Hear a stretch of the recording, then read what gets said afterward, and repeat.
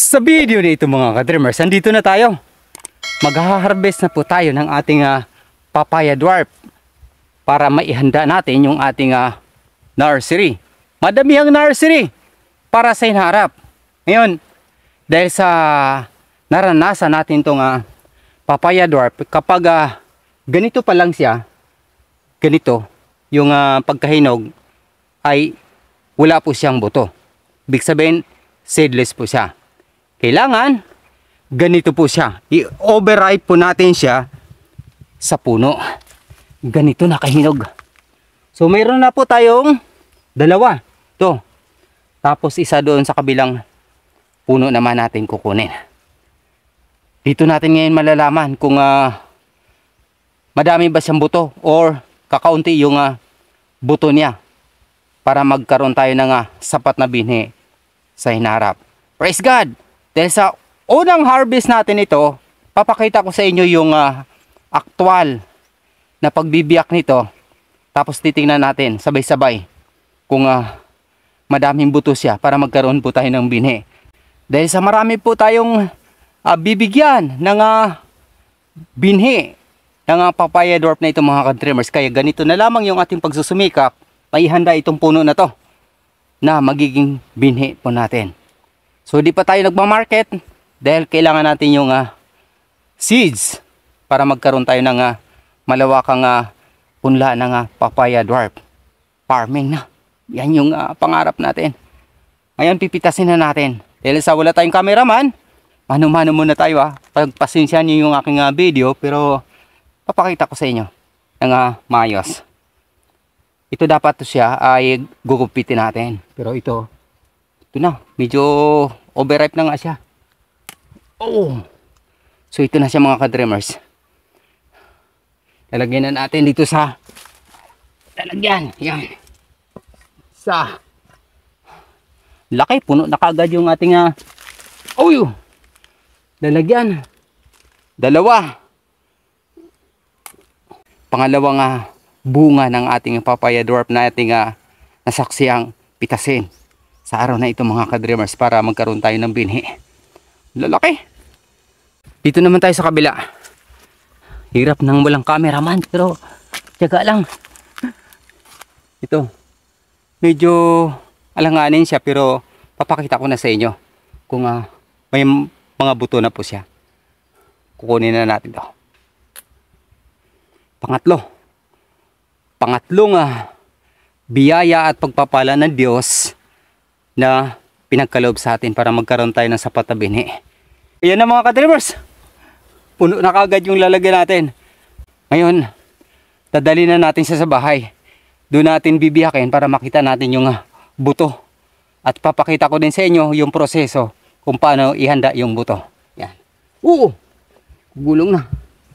Ito puno na pinag-aalagaan natin ng ating papaya dwarf mga ka-dreamers ay di po siya kalayuan sa ating kubo-kubo.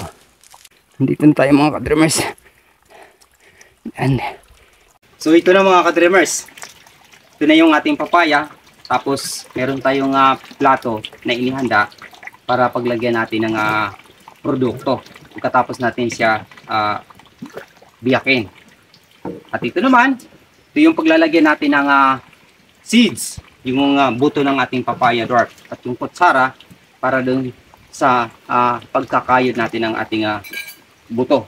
Pero hugasan muna natin dito sa ating running water. Shoutout po sa mga nakasubaybay sa ating source of water. Ito na, dumating na. Ganyan yung ating tubig ngayon mga ka-dreamers ay biniyaya ng Diyos para sa ating munting sakahan. So praise God, kahit pa paano wala mang nagpaabot ng tulong ay sa pamamagitan ng ating pagsusumikap, pinagtagpi-tagpi natin ay nakarating din dito. Pero partial pa lang po ito kasi gagawin po natin siya ng tangke saka reservoir para masupplyan yung ating buong sakahan dito. Pati yung sakahan ng aking tihin. So ito na, hugasan na natin. Then, siyempre meron tayong tagtaran sa Cebuano terminology, then kutsilyo para mabiyak natin. Ito yung overripe mga ka-dreamers. Inaasahan natin na maraming buto yung makukuha natin dito.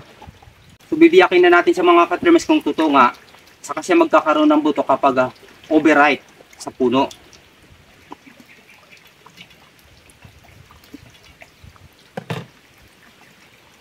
So ito nga. Praise God. Dahil sa marami pong seeds yung pinagkaloob sa atin. Totoo nga siya. Sa ibang video, papakita ko sa inyo yung manibalang kung tawagin. Yung mayroon pang manilaw-nilaw, nagsisimula pa lang mahinog, ay papakita ko sa inyo kung totoo yung sinasabi ko na seedless ko siya. Para makita ninyo hindi kayo magkakaroon ng haka-haka, ika nga. So ngayon, gagawin natin, dahil sa ang pangunahing kukunin natin dito ay yung buto. Meron akong inihanda rito sando na lang. Aking sando dahil sa wala tayong tissue. Dito natin isapin sa plato na ito. Yan. So dito natin ilalagak yung buto ng papaya para may preserve natin ng maayos yung ating seeds. Yun din yung ginagawa ko mga ka-dreamers nung dinala ko to dito ay sa tissue ko naman linagay dahil sa wala tayong tissue dito, ito yung gagamitin natin. Kung kakayurin natin to, yan, dandahan, ingatan po natin yung buto nito na hindi po siya ma-damage. Yan. Lagay ko muna to dito medyo biniyayan tayo ng mas marami, tatlo yung ating na-harvest agad. Yan na. Ang dami, di ba? Dami nung buto na nakuha natin. Ngayon biyakin natin yung pangalawa. Sakto yung pagkahinog. So, hindi po siya masyadong malambot. Katamtaman ika nga. Medyo may katigasan pa. Ito yung masarap kainin. Ganito kahinog. So, tuloy yung buto mga ka-dreamers. Ikakaroon po siya ng maayos na buto kapag mahinog sa puno. Abangan nyo po sa susunod na video. Pagtitimbang din po tayo kung ilang kilo yung bawat piraso ng papaya na ating ma-harvest. So meron pa tayong 4 na nakahandang i-harvest naman. Sa mga 2 to 3 days from now ay mag-harvest na naman tayo para sa ating ihandang binhi. Sa awa ng Diyos mga ka-trimmers, kahit na nasa remote area tayo, yung ating papaya dwarf ay hindi pa natunto ng mga ibon. Sarap nito, no? Sa alad. Lalagyan natin ng condensed milk. Tapos ilagay sana sa rep. Kaya lang wala tayong rep dito. Wala pa tayong kuryente. Ganito kadami yung buto na nakukuha natin mula doon sa dalawang papaya mga ka-dreamers. Bibiyakin pa natin itong isa. Makita natin yung karagdagang buto. Medyo alanganin siya. Pero titingnan natin kung maayos na yung buto niya. Kung mayroon, lalagay natin dito. Pwede na to.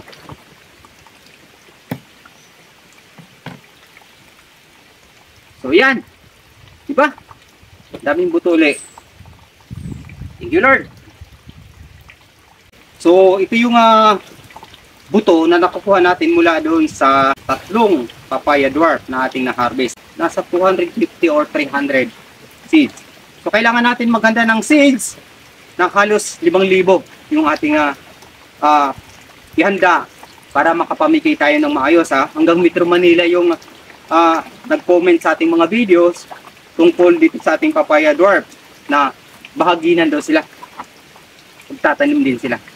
So dito natin ilalagay ito mga ka-dreamers. Di po natin siya ilalagay sa direct sunlight.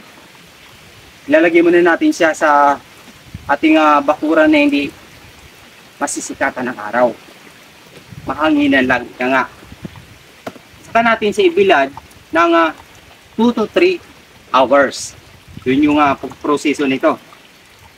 Para hindi siya mabigla ika nga sa init. Dahil sa panahon ngayon, sobrang tingkad ng init, diba? Kailangan natin i-maximize. Ika nga. Sa mga nagtatanong at sa mga humingi ng ating binhi, abangan niyo po tungkol sa ating papaya dwarf seeds preparation. Kailangan natin makakuha ng 5,000 seeds. Saka tayo magpadala. Hanggang Metro Manila yung naghanda sa atin. Pero tayo dito, 500 lang yung inanatferi natin dito dahil sa medyo may kalitan naman yung area natin na nabuksan mo na pansamantala. Ngayon, titikman natin siyempre yung ating hinarvest. Sayang, no?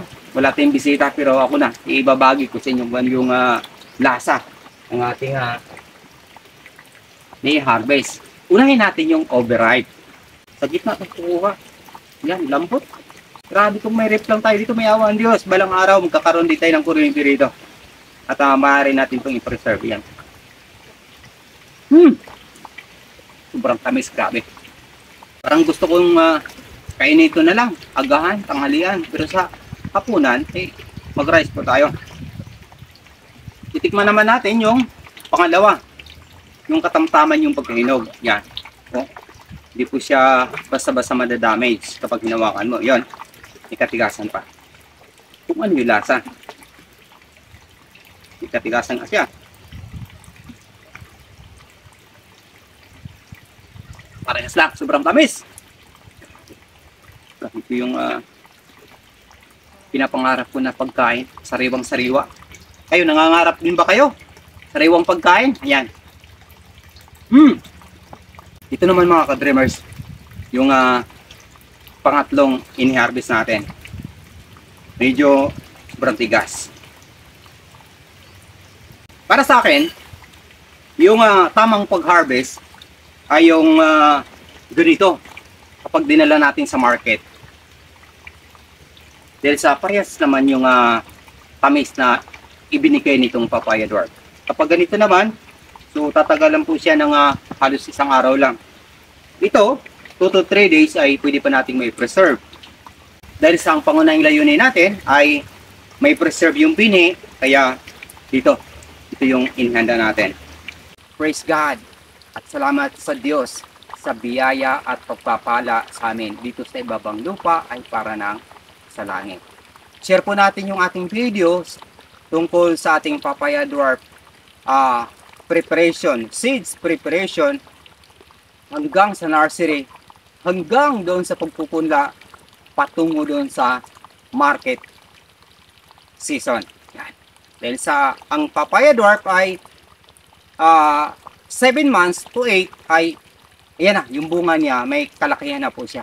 May ihanda na po natin siya para makapag-harvest, para gulayin. Yan, yung ganung buwan. So, ang lifetime ng papaya dwarf ay 1.5 year. Biruin mo, di ba? Ilang buwan ka mag-harvest. Anda na yung bunga niya. Kaya hindi po siya mahirap alagaan. At tuloy-tuloy yung blessings na dumaloy. Ngayon, dahil sa sobra-sobra naman yung blessings na dumating sa atin, bibigay natin sa ating ilagang manok, yung na-overripe. At ito naman, siyempre, pakainin namin ni mama mamaya para sa tanghalian. So, ito, lalagyan natin ito dito para magkaroon tayo ng pagkain. Sa mga nagtatanong, bakit ko nga ba nahiligan yung papaya dwarf? Sa mga hindi nakakaalam, yung aking ina, si mama, ay nagkaroon ng colon cancer. Ayan. Dahil sa na-admit namin, dinala namin ang magkapatid sa PGH, dyan sa Metro Manila. Ito yung pangunahing pagkain niya na ibinibigay namin. So, sobrang mahal ng papaya sa Metro Manila. Naisipan kong dalhin dito sa Mindanao yung pagpunla ng papaya. Kaya ito, piniyayaan tayo. So ngayon, dahil sa awa ng Diyos, nagkaroon ng negative dun sa final pagsusuri ng ating pasyente, si mama. Nag-negative po siya ng colon cancer. Nung final na, kaya sabi ko nga nun, milagro. Pero tuloy-tuloy yung aming pag-aalaga kay mama tungkol sa kanyang pagkain. Binabantayan namin. So, ang pangunahing pagkain dapat niya, mas madalas ito, papaya, tapos yung guyabano. Marami tayong guyabano dito, kaya yung papaya dwarf yung medyo mahirap. Kaya ito, nakahiligan ko yung pagpupunla ng papaya dwarf. Mas madali ko siya at saka yung bunga ay tuloy-tuloy. So sabi ko nga, babahagi natin ito sa ating livestock dahil sa sobra-sobra naman yung ating blessings na dumating. Yan.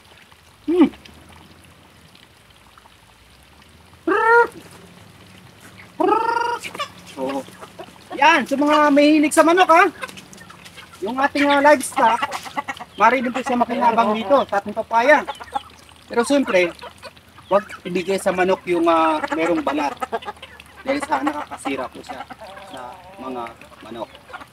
Yung ganito yung bibigyan natin. Yan. Ako, naging hindi ating malagang manok.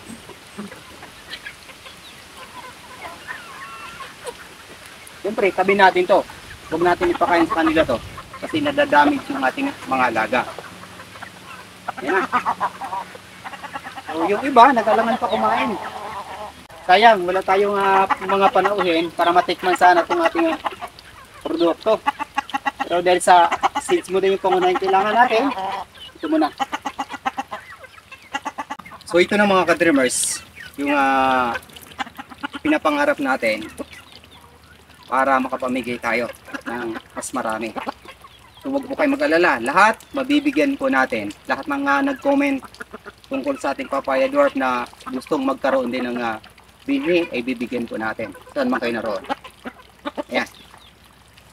Kaya kung bagon ka pa sa aking YouTube channel, Dreams Visions TV, maaaring po akong tulungan sa pamamagitan ng inyong pag-follow at pag-subscribe. Sa hinaharap, sa aking mga pangitang panaginip ayon sa Biblia, mga tanda at kababalaghan bago ang dakilang araw ng Panginoong Jesucristo. Hanggang sa muli, maraming salamat sa pakikinig at pag-subscribe. Papuri sa Diyos, sa ngalan ng Ama, ng Anak at ng Espiritu Santo. Amen. Thank you Lord, dito na.